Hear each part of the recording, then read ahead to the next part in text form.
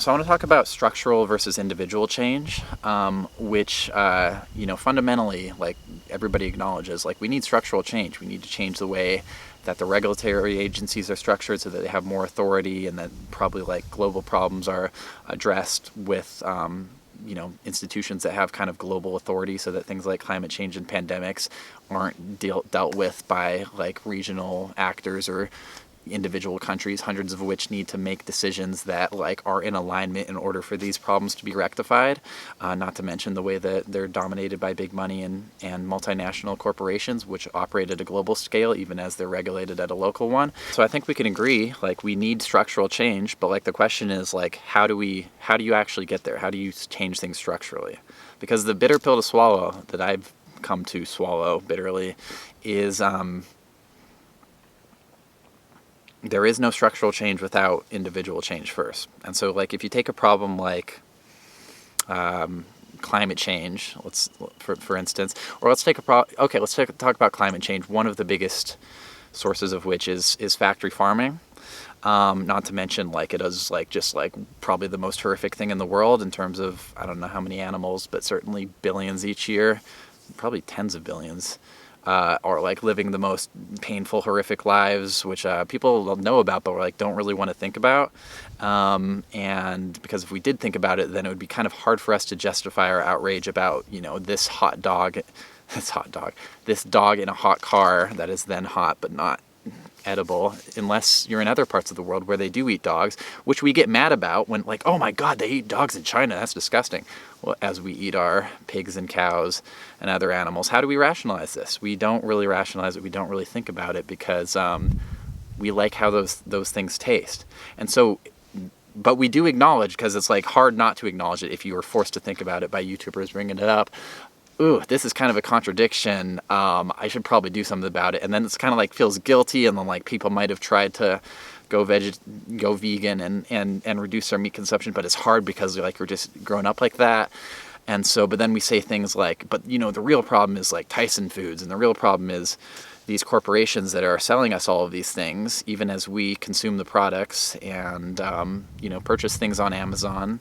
It's Jeff Bezos' fault, and it's these, and it is their fault. Like they're marketing it to people, and they're making it more likely to happen. But it's like, can you really solve the problem of factory farms if everybody continues to eat all the meat? Can you really solve the problem of like? There is really no way to solve that problem, and that's kind of an extreme example. And there are things that could be done to probably better the treatment of the animals and this and that. But like fundamentally, kind of the problem is, there's a lot of people that need a ton of stuff and are constantly trying to get more, and it's not a coincidence that the system needs constant growth in order to survive, because people would not invest in the future if they thought that it wouldn't grow. And if people aren't investing in the future, then the current economy collapses, and that's why capitalism needs constant growth. So is it a coincidence then that all the people think that they need more stuff in order to kind of like be happy? And it's like, if you're not going to fundamentally change that, if you are going to fundamentally change that system, which I think that like it's a common thing for leftists to say, the problem is that capitalism needs constant growth. And it's like, okay, leftists will agree on that. The next step, though, is like, in order to reduce that, then individual people need to make decisions that like, I don't need that next thing. I don't need the bigger house. I don't need more status. I don't need this. I don't need that. And so it is really individual change. And that requires things like giving up the things that we really like having, like all the shit that we order on Amazon, all the meat that tastes really good. And so how do we do that? Like you either like grit your teeth and like bear it down, you're like, oh, I'm not going to do it, and you like Navy SEALs it, or you read the David Goggins book and you're like, oh, I'm just not going to do it, like mind over matter. And you can like do that, but like what that leads, I think, is like to like a deeply like angry like play, because when you like inevitably do give in to those desires, then you feel guilty about it, and then there's shame and anger, and it like manifests itself further, and that's like the cycle of addiction kind of, and like that's tough. And so like, but like, how do you really do it? Like there are people, like we see them on the tops of mountains as they hum to themselves in caves, meditating, those type of people, and just other people that are more content, or just like regular, who it's easy to be vegan. It's easy to not or it's like you can see like they're more so at peace, and it's like how did they get to that point? And it's like, I think it's fundamental introspection, and it's a lot of things that I've been thinking about more and talking about more as I record my third straight video on it up here, or at least tangentially related to it. But it is fundamentally individual change. And so I think that the common dogma on the left that we need structural change, like it's not individual change. Like it's like, yeah, okay, that's true up to a point. ExxonMobil's, it's more their fault than it is your fault. But actually the people operating at ExxonMobil are kind of doing their thing, doing what they do because they need constantly, from the same framework that, you know, we are as well. And so we're not better than them. But also, like, they could only operate if they're selling to people. And it's like, it's true that obviously you need to transport yourself in order to operate in the world right now. But there are other things that we could do, all of us: use less plastic, eat less meat, not want more stuff, not want...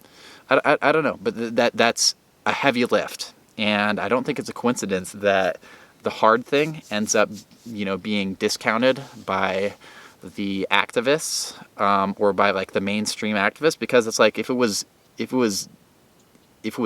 easy, then it, like, you know, it'd be adopted. But because it's hard, if it was like adopted, then it's like, okay, now you got to do some real work. Now you've got to, like, actually dig a little bit deeper into yourself and maybe, like, challenge some of the assertions that our egos have manifested over our lifetimes, and, like, who we actually are, and give up some of the things that, like, we think that we really want, and do some really heavy lifting. And doesn't sound super pleasant, so it's easier to kind of stay online and say things like, you know, we just need structural change. Okay, we do, but the structures are made up of individuals making decisions constantly, and we are those individuals. So, something to think about. I don't know. Yeah, there's a lot to say about it, but I think that it's important for people to look at themselves first, because speaking from experience, we have fingers, the good Lord gave us 10, and we use them to point at people like this, if we're extraterrestrials or leftists, and we say, look at all these problems, at least 10, 100, 1,000 problems all out there. We're the ones with the hands with the fingers on them. Maybe they're pointing at us. That was probably a stupid way to end the video, but I don't care, because I'm not attached to what people think about me.